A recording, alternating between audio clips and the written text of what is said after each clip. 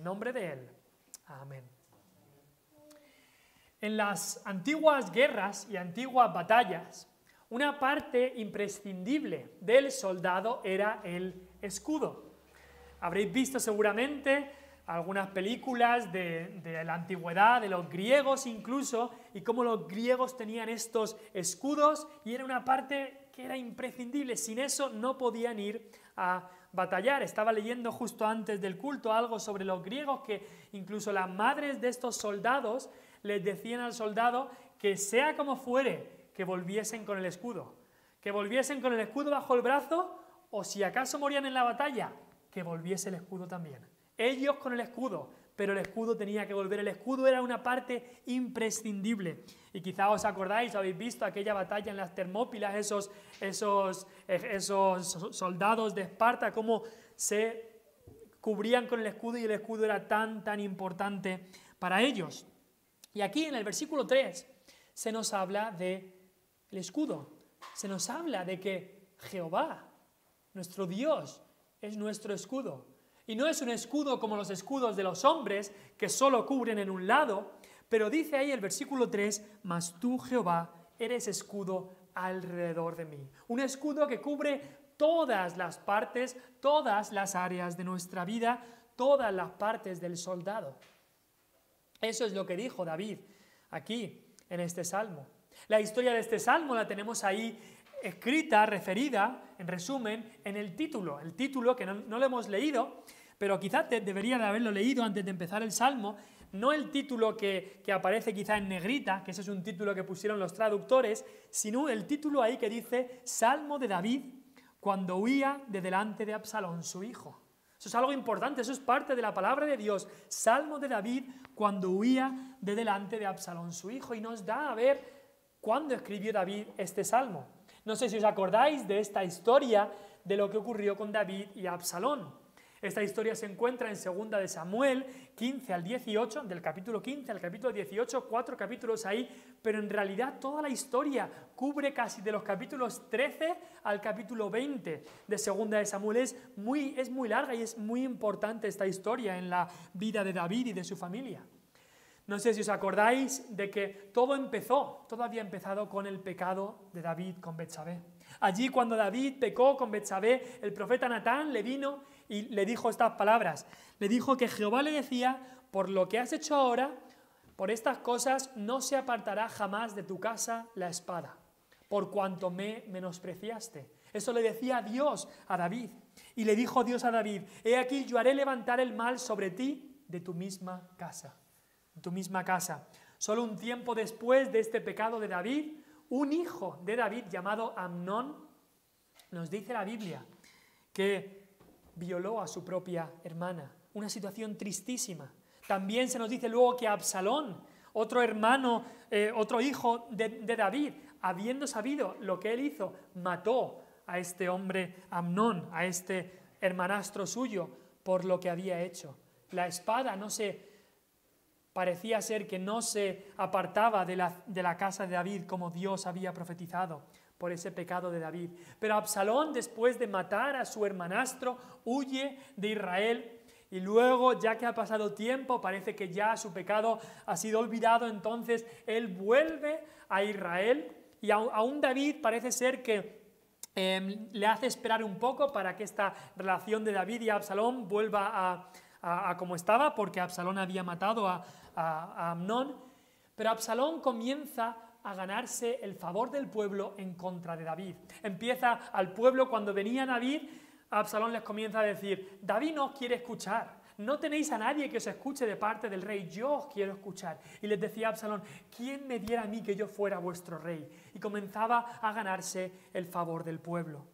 Así que esa conspiración de Absalón se hace más y más poderosa. Absalón comienza a coger contactos, a hacerse amigo de gente muy influyente, hasta que al final la conspiración es tan grande que David se da cuenta y David tiene que huir de Jerusalén porque viene Absalón con el propósito de ser rey, con el propósito de matarle. Y se nos dice en estos capítulos de 2 de Samuel que David tuvo que huir de Jerusalén y huyó de Jerusalén llorando, porque su propio hijo quería matarle. su propio hijo Absalón. Se nos dice que David huyó llorando por el valle de Cedrón, ese valle donde muchos años después Cristo también lloró. Ese valle es donde está el huerto de Getsemaní. Y por ese valle fue David llorando. Y es en ese momento, cuando él huye de Jerusalén porque su hijo viene para ser rey y si puede para matarle, es en ese momento cuando David escribe este salmo que tenemos aquí. David había pecado y David se da cuenta que esta situación es en gran manera consecuencia de su pecado. Pero este es un salmo en un momento crucial en la vida de David. Es un salmo en un momento en que va a haber una guerra civil en Israel. ¿Por qué? Porque hay mucha gente que seguía apoyando a David, pero Absalón había ganado una gran influencia y tenía mucha gente de su parte también. Una guerra civil estaba al caer en Israel. David estaba huyendo, pero aún en su vida, aún en este momento tan difícil, su mente estaba en Dios. Su mente estaba en aquel que era su salvación. En medio de la guerra, el rey, y ahora que iba a ser un soldado también, este rey David podía decir: Dios es mi escudo. Dios es mi escudo. Era una guerra, pero él dice: la guerra es de Dios. Dios es mi escudo. Y ese versículo 3 es clave. Dice: mas tú, Jehová, eres escudo alrededor de mí. Esa palabra mas tú quiere decir pero tú. Y no sé si os acordáis de que en el capítulo 2, también hay un pero, y un pero que nombrábamos hace unas semanas, que dice, después de hablar de toda la conspiración que hacía la gente en el capítulo 2, y estos que decían: rompamos las ligaduras de Dios, los príncipes y los reyes de la tierra. Versículo 6 decía: pero yo he puesto mi rey. Otro pero, y aquí en el versículo 3 del capítulo 3 otra vez: pero tú, mas tú, Jehová, eres escudo alrededor de mí. Qué importantes son esos peros que Dios es el que los pone, es el que hace la diferencia. Este salmo, por supuesto, es escrito por David en la situación que vivía David, pero es un salmo que es también aplicable a todos nosotros. Todos nosotros hemos vivido situaciones parecidas a la que estaba viviendo David. No que nuestro hijo nos quisiera matar, no que hubiera una guerra civil que iba a empezar ya justo, pero situaciones en nuestra vida que estábamos en esa misma angustia en la que estaba David. Situaciones en nuestra vida en las que había batalla en nuestro corazón, en las que había enemigos en nuestra vida. En este salmo se podría decir que hay 4 separaciones, pero nosotros queremos ver 2 elementos. Es lo que queremos ver en este salmo. El versículo 1 y 2, vamos a ver cómo hablan del avance del adversario. Eso es lo que vamos a ver en el versículo 1 y 2, el avance del adversario. El adversario avanza, se multiplica, son muchos. Y luego del versículo 3 al 8, lo que queremos ver es la seguridad del soldado. Este es un salmo escrito en una guerra, o prácticamente en una guerra. Y queremos ver versículo 1 y 2, el avance del adversario, y luego versículo 3 al 8, la seguridad del soldado. Y hoy queremos ver, y si no se te queda nada más en el día de hoy, pero se te queda esto, es lo importante. Hoy queremos ver que ante el crecimiento del enemigo, y no hace falta que vean mucho para ver que el enemigo está creciendo, en muchos ámbitos en nuestros días vemos que el enemigo va avanzando, en áreas que pensábamos que era imposible, el enemigo está avanzando. Ante el crecimiento del enemigo, podemos y debemos saber como cristianos que Dios es nuestro escudo, que Él es nuestra protección, que Él es nuestro refugio. Eso es lo que debemos de saber y creer y mirar en el día de hoy.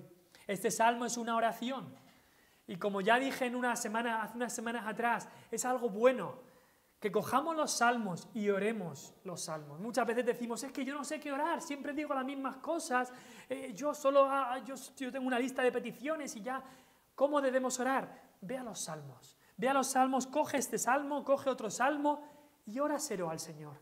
Óraselo al Señor, hazlo tuyo y di estas palabras y óraselo al Señor.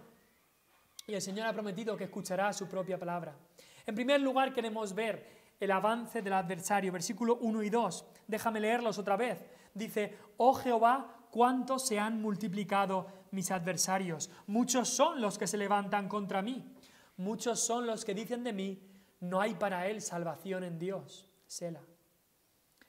David aquí le expone a Dios su queja. David estaba angustiado, pero él va a Dios y le expone su queja a Dios y a nadie más. En todo el pasaje de su ida, desde la huida de Jerusalén, él no iba a todo el mundo diciendo, ¡ay, pobrecito de mí! No, él iba a su Dios. Iba a Dios y le traía sus cargas a Dios y sabía que Dios le iba a sustentar. Y veía aquí cómo sus adversarios se estaban multiplicando. Dios le había dicho a Adán allí en el principio, multiplicaos. Dios le dijo a Abraham, cuando le hizo esta promesa a Abraham, yo voy a multiplicar tu descendencia. Pero aquí está ocurriendo a la inversa. Son los enemigos de Dios, no los amigos de Dios, no la familia de Dios, son los enemigos de Dios los que se estaban multiplicando una y otra vez. Y las palabras de estos versículos, hay tres palabras que son las mismas en el original, la palabra multiplicado, y luego la palabra muchos, y luego otra vez en el versículo 2 la palabra muchos. Tres palabras que vienen de la misma raíz. Multiplicado, muchos y muchos, tal era la cantidad de los enemigos. Y vemos aquí que era mucha gente, eran muchos los que se oponían a David. Dice ahí él, ¿cuántos se han multiplicado mis adversarios? Un adversario es alguien que se opone, alguien que está opuesto a ti, alguien que está contrario contra ti. David en su vida había tenido muchos adversarios, muchísimos. Si os acordáis, él fue el que mató al gigante Goliat. Los filisteos eran sus adversarios. También los amalecitas y muchos otros enemigos de Israel eran sus adversarios. Los amalecitas mismos habían secuestrado a su familia. Los jebuseos, que antes vivían en Jerusalén, se habían reído de David. Tú no vas a poder venir aquí a conquistarnos. Y sí que fue y los conquistó. Pero luego gente en Israel había sido sus enemigos. Saúl. ¿Os acordáis de Saúl y la rivalidad que tenía con David y cómo quiso matarlo por mucho tiempo? Y la mayoría de la tribu de Saúl, la tribu de Benjamín, también estaban en contra de David. Gente de toda Israel, gente incluso de su misma tribu, David era de la tribu de Judá, gente de su misma tribu también estaban en contra de él, como ese hombre Nabal, ese hombre que luego murió y David se casó con Abigail, la mujer de Nabal. Pero incluso gente de su propia familia, como sus primos o sobrinos, Joab y Abisai, que eran los generales del ejército, pero eran hombres crueles, eran adversarios también de David, aunque estaban en su mismo ejército. Pero no solo eso, también su propia mujer Mical, cuando David vino, que había venido con el arca a Jerusalén, su propia mujer se rió de él y lo menospreció en su corazón. Pero aquí había llegado ya a un extremo. Porque aquí, en la rebelión de Absalón, su propio consejero más cercano, que se llamaba Aitofel, también se rebeló contra él. Y lo peor era su propio hijo, Absalón, que David lo amaba de todo su corazón. Su propio hijo se rebela contra él. Mucha gente se le oponía y esto había llegado ya a un extremo. Eso era lo peor, su propio hijo. Su propio hijo no solamente se oponía, sino que lo quería muerto. Imagínate, enemigos en su propia familia. Hijos que odian a sus padres. Qué doloroso es esto, qué doloroso es. Pero esa fue la experiencia de David. Muchos se le oponían. Y dice ahí, no solamente se le oponen, sino que se levantan contra mí. Dice, muchos son los que se levantan contra mí. Aquellos por los que él había dado había puesto su vida en peligro, aquellos que él había defendido con sangre, sudor y lágrimas, toda esa gente de Israel que él había defendido, ahora lo querían muerto. ¿Y cómo suele ocurrir que las masas de gente van de un lado a otro tan rápidamente? Esa misma gente que hace solamente unos años gritaban David, Saúl hirió a sus miles y David a sus 10.000 y lo alababan. Esa misma gente que cuando fue coronado rey estaba ahí para honrarle. Esa misma gente que cuando él trajo el arca a Jerusalén estaban ahí para apoyarle. Ahora se pasaban tan rápidamente al otro lado y eran tan poquitos los que estaban de su lado ahora. Y sabes que esto lo hicieron con David. Pero ahora que hemos estado recordando algo en la Semana Santa sobre Cristo, hicieron lo mismo con el hijo de David, con Cristo. En un día estaban cantando Hosana al que viene en el nombre del Señor. Y al día siguiente estaban diciendo, sea crucificado, sea crucificado. Las masas van tan rápidamente de un lado a otro. Y lo que hicieron con David, lo hicieron con Cristo, el Hijo de David, y lo harán contigo y conmigo. Si estamos siguiendo a Cristo, lo harán con nosotros también. Así que no confiemos cuando hay halagos del hombre, el aplauso del hombre. No, eso va a durar muy poco, durará muy poco. Y no nos sorprendamos si de repente los mismos que nos halagaban, los mismos que nos honraban un día, nos atacarán y se levantarán contra nosotros. Y no solamente muchos se le oponían y le atacaban, sino que también le injuriaban. Porque dice ahí, muchos son los que dicen de mí, versículo 2, no hay para él salvación en Dios. Y en realidad esto es lo que más le dolía a David. Leemos en 2 de Samuel 16 como cuando David estaba huyendo, vino un hombre de Benjamín vino a decirle, fuera, fuera, hombre sanguinario y perverso, Jehová te está dando el pago que te mereces porque te has sido sorprendido en tu maldad, eres un hombre sanguinario. Vino este hombre a injuriar a David. Y muchos en Israel, cuando veían lo que estaba pasando, estaban diciendo, claro, David ha pecado y ahora Dios le está dando su pago. Ya Dios no le va a salvar. Dios ha abandonado a David. Ya no hay salvación para David. David, le has fallado a Dios, ahora se te acabó.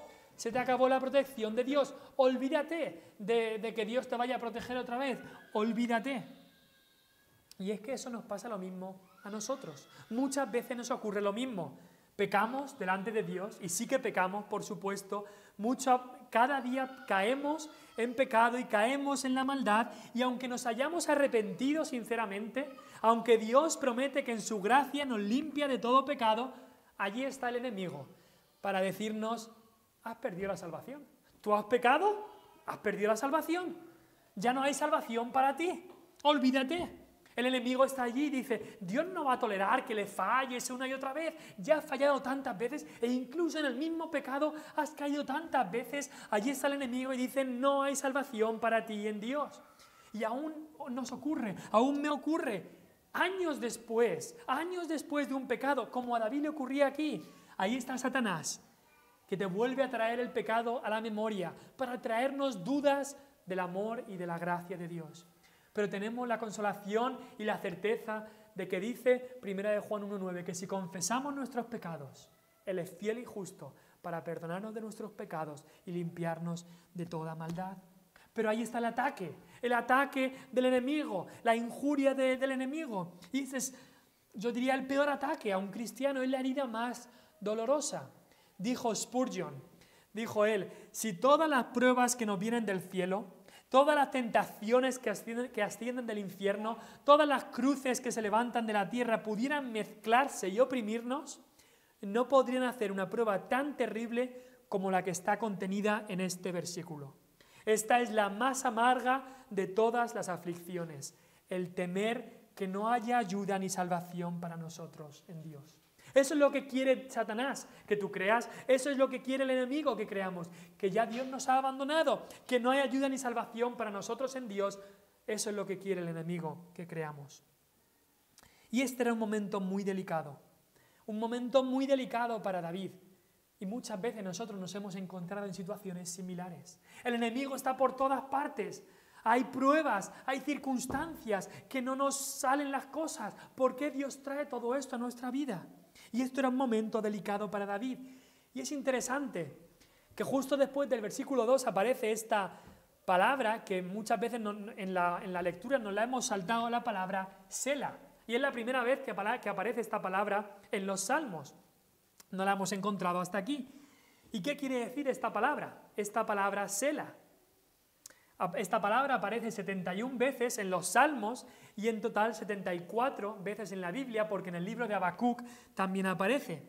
Y aunque el significado no es del todo claro qué es lo que quiere decir esta palabra, hay varias posibilidades que los eruditos han dado de qué pudiera ser. Y lo más común que se suele decir es que esta palabra se trate de como un estilo de recitación o musical, en particular una pausa musical. Si os acordáis, los salmos, ¿qué son? Los salmos son canciones. Los salmos nosotros los leemos y no hemos cantado cuando lo hemos leído, porque tampoco sabríamos cómo cantarlo, pero los salmos son canciones que se cantaban en Israel. Y este Selah sería, lo más seguro, una pausa que se daba, una pausa en la recitación o una pausa en la música, un silencio musical.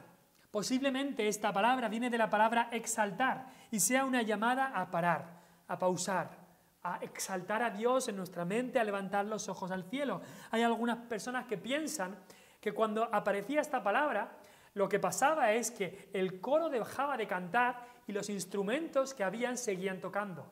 Y era un tiempo para que las personas pensaran en lo que acababan de cantar. Y por eso hay mucha gente que piensa que esto es lo que quiere decir, pero sea como fuere, esta es una palabra que nos lleva a pausar, reflexionar, meditar en lo que acabamos de leer. Y eso es como deberíamos utilizarlo nosotros cuando leemos los salmos y llegamos a una de estas palabras. Para, piensa en lo que has leído, medita en lo que dice la palabra de Dios, recapacita, piensa, pausa, para y meditemos en la palabra de Dios. Y estoy seguro que en esta huida del palacio David tuvo tiempo de parar y de pensar. Ya no tenía que atender a todas las cosas del palacio, lo que tenía que hacer ahora era huir. Pero en su huida él no estaba solo pensando en sus propios problemas, él estaba pensando en su Dios. Él se acordaba de su Dios y estaba él pudiendo recapacitar y meditar en su vida, en su pecado, en las consecuencias de su pecado, pero también en la provisión y en la protección de Dios, en las promesas de Dios que él iba a cumplir. Todo esto estaba en la mente de David, por eso él recapacitaba en todo esto. Hemos visto cómo en el versículo 1 y 2, cómo el enemigo avanza. Y el enemigo hoy está avanzando. No hace falta que vean mucho para saber que el enemigo está avanzando. Ponen la tele, ponen lo que sea, escuchas la gente cómo habla, escuchas lo que pasa y ves que el enemigo está avanzando. Pero cuando el enemigo avanza, en segundo lugar, lo que queremos ver es que el soldado puede estar seguro, puede tener seguridad. Porque en el versículo 3 dice, mas tú, Jehová, eres escudo alrededor de mí. En estas situaciones, la única solución está en Dios. Y lo único que tenemos que hacer nosotros es ir a Dios en oración. Con este panorama que el salmista estaba viendo, él recuerda que nuestro Dios es escudo alrededor de nosotros. En el versículo 1, él está con esta queja a Dios, oh Jehová, cuánto se han multiplicado mis adversarios. Pero en el versículo 3, este clamor de queja pasa a un clamor de consuelo. Porque dice, pero tú Jehová, tú Señor, eres escudo alrededor de mí. Tú eres mi salvación. David le clama a Dios quien es su escudo. Y él está diciendo, aunque todos me abandonen, aunque todos se pongan en contra mía, Jehová estará conmigo. Jehová no me va a abandonar. Aquí tenemos la reacción de David. Lo que él hace es clamar. Versículo 4, con mi voz clamé a Jehová. Con mi voz clamé a Jehová. Él ruega. Antes que pelear o planear, él ora. Lo primero es la oración. Y se nos dice que Dios le responde. Dios le responde. Y se nos dice que Dios le responde desde su monte santo. El monte santo en tiempos de David se refería a Jerusalén y más en particular al monte de Sión, donde estaba el tabernáculo, donde más tarde estaría el templo, donde estaba el arca del pacto. Y David había tenido que salir de Jerusalén. Él antes podía ir al tabernáculo y orar allí, podía estar en la presencia más de alguna manera, más claramente en la presencia de Dios. Pero él conocía a su Dios. Él sabía que él no tenía que ir al templo o al tabernáculo para estar en la presencia de Dios. Él podía estar en el valle, en la montaña, en el río y orar y sabía que Dios le iba a escuchar. Y de igual manera, no tenemos que venir a la iglesia para tener la presencia de Dios, aunque por supuesto no tenemos que dejar de congregarnos, pero la presencia de Dios está en cualquier lugar, en nuestra casa, en el coche, en cualquier lugar podemos levantar nuestros ojos y hablar con nuestro Dios y saber que Él nos va a escuchar. ¿Por qué? Porque el Señor nos ha dicho que si de verdad le conocemos, somos templo del Espíritu Santo. Dios mora en nosotros a través de su Espíritu. Y así David sabía que podía clamar y Dios, aunque él no estaba en Jerusalén, Dios le seguiría escuchando. Y ese monte santo del que habla David es el mismo monte santo que habla en el capítulo 2, versículo 6, que hemos leído antes. Dice, pero yo he puesto mi rey sobre Sión, mi santo monte. El rey iba a ser puesto sobre el santo monte. ¿Y quién era ese rey que hablábamos hace unas semanas? Es Cristo. Y es a través de Cristo que Dios nos responde. Cuando Dios responde, responde desde su monte santo. Cuando Dios responde, responde a través de Cristo. No vamos a Dios y le pedimos que nos responda porque yo soy Alejandro, por lo que he hecho yo, porque yo he hecho tal. No, para nada, para nada. Venimos a Dios y pedimos que Él nos responda por Cristo, a través de Cristo, por lo que Él ha hecho y no por nosotros. Dios escucha nuestras oraciones desde su monte santo, desde Cristo, quien es el Rey en el monte santo. Pero en el versículo 7 leemos ahí, levántate Jehová, sálvame Dios mío. Este era el contenido de la oración de David. Ya los hombres habían hecho sus movimientos. Absalón se había levantado contra David. David se había levantado para huir. Y ahora en la mente de David sabía, Absalón se ha levantado para ser el rey, para matarme. Yo me he levantado para huir. Señor, ahora es el tiempo que te levantes tú. Ahora es el tiempo que actúes tú. Eso es lo que estaba diciendo en su ruego David. Pero en ese ruego, David estaba seguro de cómo iba a actuar Dios. David es un hombre, y lo vemos en los salmos y en su vida, un hombre que conocía a Dios muy íntimamente, quizá más que ninguno hasta su tiempo. Y él tenía una seguridad que Absalón nunca tuvo. Absalón confiaba en los ejércitos de Israel como su escudo y su esperanza, pero David confiaba en Dios como su escudo. Y ahí en el versículo 3 dice, mas tú, Jehová, eres escudo alrededor de mí. Aquí vemos la seguridad del soldado David, la seguridad que él tenía. Ante el avance del enemigo, él tenía una gran seguridad en que Dios era su escudo. Y eso es lo que queremos hablar y lo que estamos hablando en el día de hoy. Dios es nuestro escudo. ¿Y qué significa para David? ¿Y qué significa para nosotros que Dios sea nuestro escudo? Pues vemos ahí varias cosas en estos versículos. Significa que Él es nuestra gloria. Versículo 3 dice, mi gloria y el que levanta mi cabeza, la segunda parte del versículo 3. Muchas veces en los escudos, no sé si lo habréis visto, ahora por supuesto ya no se ven tantos escudos, pero en alguna película o algún sitio habréis visto que los escudos solían tener unos dibujos en el escudo. Y esos dibujos, en esos escudos que llevaban los soldados, pues eran dibujos nacionales, símbolos que eran la gloria del soldado. La gloria del soldado se llevaba ahí en el escudo. Símbolos que hablaban de su nación, de su vida, de su familia. Y así es que Dios, que es nuestro escudo, es también nuestra gloria. La palabra gloria que aparece ahí, la palabra hebrea, gloria, se refiere a algo que pesa. Y decimos, ¿cómo algo que pesa? Porque nuestra gloria son aquellas cosas que pesan en nuestra vida. Gloria se habla de honra, de honor, de reputación. Para David, su gloria, su honra, su honor, no eran las victorias que él había tenido. Esa vez que mató al gigante Goliat, no, eso no era su gloria. Tampoco era su país, Israel, la nación elegida. Tampoco era, sino que su gloria era Dios mismo. Dios mismo era su gloria. Y dice, y el que levanta mi cabeza.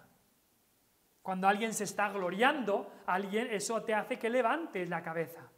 Y vivimos en una sociedad que te llama a gloriarte en las cosas que tú haces y en las cosas que tú tienes. Y así a levantar tu cabeza y a vivir con la cabeza bien alta, porque tú te lo mereces. Eso es lo que nos dice la sociedad. Tienes que ir con la cabeza bien alta. Nada de humillarte, nada de pensar bajamente sobre ti. Tienes que estar orgulloso por lo que has hecho. Pero la Biblia nos dice que Dios aborrece el orgullo. Dios aborrece la soberbia, que antes de la caída viene el orgullo, viene la soberbia. Y nuestro pecado debe humillarnos, sí. Debe humillarnos. Debe hacer que bajemos la cabeza bajo un Dios santo y puro, sí. Solo Dios a través de Cristo debe ser el que levante nuestra cabeza. Solo Dios a través de Cristo debe ser el que levante nuestra cabeza. Que podamos decir como Pablo que no me glorío en nada más sino en Cristo. Como Él dijo, lejos sea de mí el gloriarme, sino en la cruz de mi Señor. Lejos sea de mí el gloriarme. Lo que decía Pablo es, solo puedo tener la cabeza alta, solo voy con la cabeza alta cuando pienso en la cruz. Cuando pienso en lo que Cristo ha hecho. Porque cuando pienso en la cruz no hay nada mío. Es todo de Él. Es todo de Cristo. Así que cuando leas este versículo, cuando leas este salmo, acuérdate que tenemos que dejar que Dios sea el que levante nuestra cabeza. No nuestro orgullo ni nuestros logros, sino que Dios sea el que nos exalte a su debido tiempo. Que Él sea el que levante nuestra cabeza. Y cuando vemos esto de que este escudo era también su gloria, es que llevar el escudo significa gloria. Muchas veces vemos que el escudo se utilizaba, o mucha gente piensa que se utilizaba solo para bajar la cabeza y estar ahí solamente en una posición defensiva. Y así puedes defenderte, pero lo que está hablando el salmista aquí es que si Dios es nuestro escudo, si Él es nuestra gloria, Él levanta nuestra cabeza para que podamos ir con el escudo, pero también atacar al enemigo. Que no sea solamente defender, sino también atacar al enemigo para poder obtener la victoria. ¿Qué significa que Dios sea nuestro escudo? Significa que Él es nuestra gloria, pero también significa que Él es nuestro descanso. Versículo 5. Yo me acosté y dormí y desperté. Yo me acosté y dormí y desperté. Dios es nuestro descanso. El tener un escudo a los soldados les daba tranquilidad ante los ataques del enemigo. Les daba también un descanso. Podían estar con paz, descansados, porque sabían que el escudo les iba a proteger. Y así el cristiano puede tener descanso, puede descansar, incluso puede dormir bien, porque duerme sabiendo que Dios es nuestro escudo. Hay un sueño, hay un dormir que no es recomendable. El sueño de aquellos que están dormidos en los laureles de su pecado, dormidos en su presunción, dormidos en un conocimiento que les envanece y les paraliza. Hay un sueño, un dormir que no es adecuado, que no es recomendable, pero hay otro tipo de sueño que sí que es recomendable. Y ese es el sueño que experimentó David aquí. El poder dormir con miles de enemigos que querían matarle. Cualquiera que lo hubiera matado se hubiera hecho rico. Con tantos adversarios, él podía dormir tranquilo, sabiendo que Dios era su escudo. Antes, en el versículo 7, él oraba y dice, levántate Jehová, levántate Jehová. Y como él sabía que Jehová se había levantado, ahora él sabía que él podía descansar, él podía acostarse y dormir y saber que Jehová le guardaría. Salmo 121, versículo 4 dice, he aquí, no se adormecerá ni dormirá el que guarda a Israel. Y si pasáis conmigo al Salmo 4, el versículo 8, justo el salmo siguiente, unas palabras que muchas veces las leemos para los niños, pero son preciosas para cualquier edad, dice, en paz me acostaré y asimismo dormiré, porque solo tú, Jehová, me haces vivir confiado. En paz me acostaré y asimismo dormiré, porque solo tú, Jehová, me haces vivir confiado. Dijo el puritano Thomas Watson, una buena conciencia puede dormir en la boca de un cañón. La gracia de Dios es una cota de malla para el cristiano, el cual no teme la flecha ni la bala.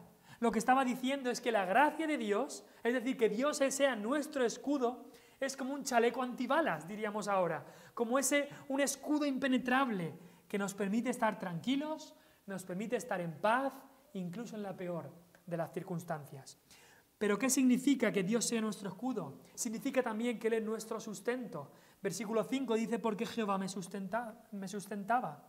Un escudo sustenta la vida del que lo lleva. Mientras dormimos, si lo piensas, mientras tú y yo dormimos, o dormiremos esta noche en la voluntad de Dios, nuestro corazón va a seguir palpitando, nuestra boca, nuestra nariz seguirá respirando, no sé si respira más por la nariz o por la boca, pero bueno, los pulmones van a seguir dilatándose mientras durmamos y contrayéndose, por nuestras venas seguirá corriendo la sangre, nuestros órganos seguirán realizando sus funciones. ¿Y quién hace eso? ¿Somos nosotros? No. ¿Quién es el que sustenta todo nuestro cuerpo mientras dormimos? Es nuestro Dios. No es la madre naturaleza, no es el azar de la evolución, Dios es el que nos sustenta. Cuando dormimos y cuando estamos de pie, en toda ocasión. En todo lo que tenemos, Dios es el que nos sustenta, el que nos da lo que necesitamos. Dios es nuestro sustento. Pero también que Dios sea nuestro escudo significa protección. Y por supuesto este es el uso más claro del escudo para protegernos. Dice ahí el versículo 6, no temeré a 10 millares de gente que pusieren sitio contra mí. David realmente tuvo que vivir esto, porque se nos dice que Salomón reunió a todo Israel, a todos los que podía, para ir a atacar a David. David logró llegar a una ciudad llamada Mahanaim y en esa ciudad él se quedó allí y todo Israel vino para atacarle. Pero David envió a su ejército, a los que aún estaban con él, y su ejército tuvo la victoria contra ese ejército grandísimo de Salomón. Pero el objetivo de Salomón era sitiar o asediar esa ciudad para destrozar la ciudad y para así matar a David, que era el objetivo que tenía Salomón. Pero David podía decir aquí, no temeré a 10 millares de gente, todos los que quieran venir, que pusieren sitio contra mí o que pusieren asedio contra mí. Él estaba confiando en que Dios era el escudo, Dios era esas murallas, las murallas que se ponían en la ciudad para que los que venían a hacer el sitio, el asedio, que no pudieran, Dios es el que nos protege. Dios es nuestro escudo, Dios es nuestro refugio, Él es nuestras murallas. Así que no tenemos que temer. Como David no temió, no tenemos que temer, aunque el mundo entero esté en contra nuestra. Si Dios está con nosotros, ¿quién contra nosotros? Si Dios está con nosotros, ¿quién contra nosotros? Nos dice Romanos 8. Aunque haya gente contra nosotros, no importa porque Dios está con nosotros. En el versículo 7 vemos también que Dios sea nuestro escudo, significa juicio también. Dice ahí el versículo 7, porque tú heriste a todos mis enemigos en la mejilla, los dientes de los perversos quebrantaste. Dios es nuestro escudo y ese escudo muchas veces es de juicio, es también de juicio contra el enemigo. Deuteronomio 33, 29 nos habla de que Dios es nuestro escudo y dice, ¿quién como tú? Pueblo salvo por Jehová. Está hablando de Israel, dice, bienaventurado tú, oh Israel. ¿Quién como tú, pueblo salvo por Jehová? Que Jehová es el escudo de tu socorro y espada de tu triunfo. Así que tus enemigos serán humillados y tú hollarás sobre sus alturas. Dios es el escudo de nuestro socorro y la espada de nuestro triunfo. Y aquí con estas palabras en el versículo 7 veo a David amando a ese hijo rebelde, a Absalón. Y aunque deseaba que Dios castigase a Absalón porque lo merecía, en su corazón él deseaba que este castigo a Absalón fuera solamente como una bofetada o un puñetazo y ya está. Por eso dice esas palabras, porque tú heriste a todos mis enemigos en la mejilla, los dientes de los perversos quebrantaste. Sabemos que al final Absalón murió en esa batalla y Dios lo juzgó de esa manera. Pero David deseaba que la vida de su hijo fuera guardada para que su hijo pudiera arrepentirse de su pecado, para que su hijo pudiera venir a conocer al Dios vivo de su Padre.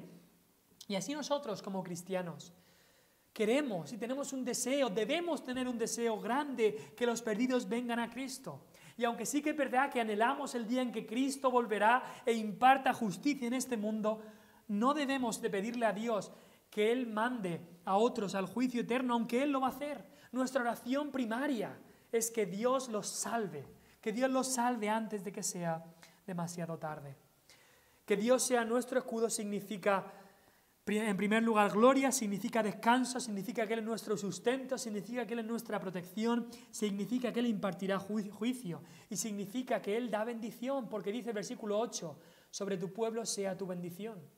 Esas palabras quizá las tenía también en la mente David, que Dios le dijo a Abraham en Génesis 15, no temas, Abraham, yo soy tu escudo y tu galardón será sobremanera grande. Y Abraham fue bendecido, Abraham fue bienaventurado y en él fue bendecido todo Israel. Y dice, sobre tu pueblo sea tu bendición, dice ahí David.